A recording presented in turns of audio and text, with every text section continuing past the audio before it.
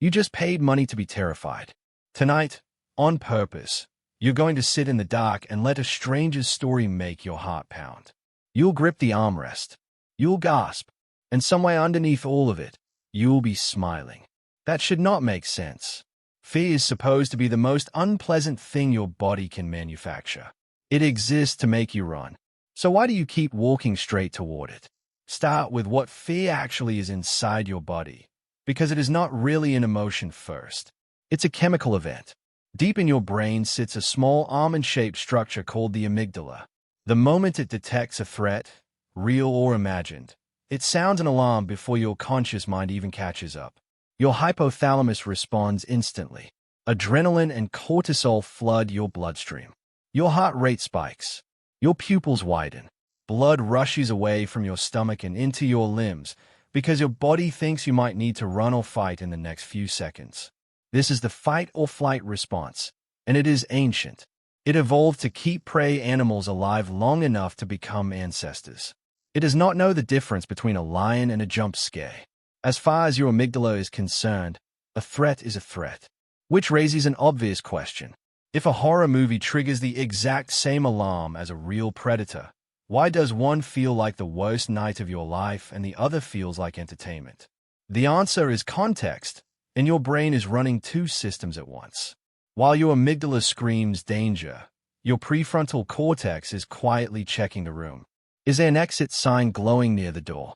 Did I pay an entrance fee to walk into this haunted house? Am I sitting on a couch with a blanket over my legs? When the answer comes back safe, something remarkable happens.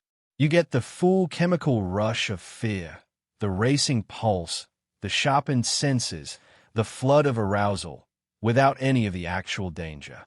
Researchers call this recreational fear, and one of the people who has studied it most closely is Margie Kerr, a sociologist who spent years working inside Scarehouse, a haunted attraction in Pittsburgh.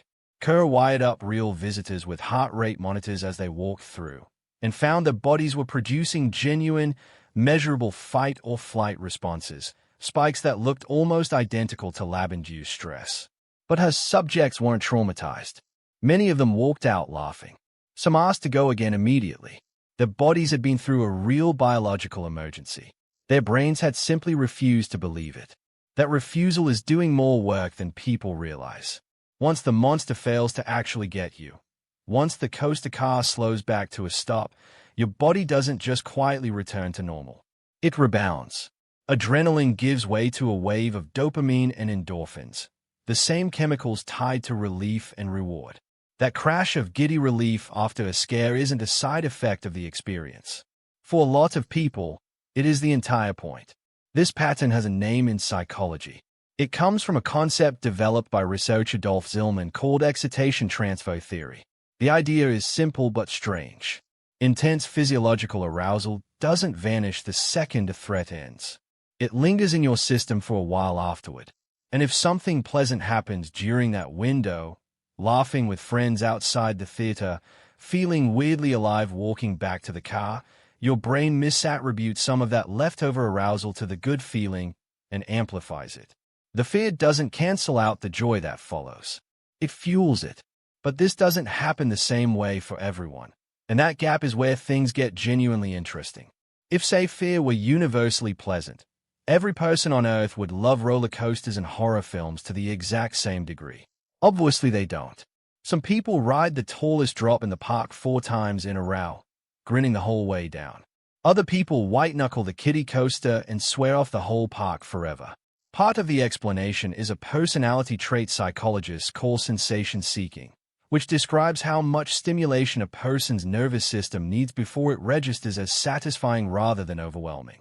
People high in sensation seeking tend to have a quieter physiological baseline, so a sudden spike of adrenaline reads as thrilling. People lower in sensation seeking are often already closer to their comfortable ceiling of arousal, so the exact same spike tips them into something that just feels unpleasant. Neither reaction is a flaw. It's a difference in how two nervous systems interpret an identical chemical flood. There's also a more modern, more scientific version of Kerr's haunted house research worth mentioning here. A team led by cognitive scientist Mark Marmdorf Anderson at Aarhus University ran heart rate monitors on hundreds of visitors moving through a haunted attraction in Denmark, tracking their pulse in real time as they walked room to room.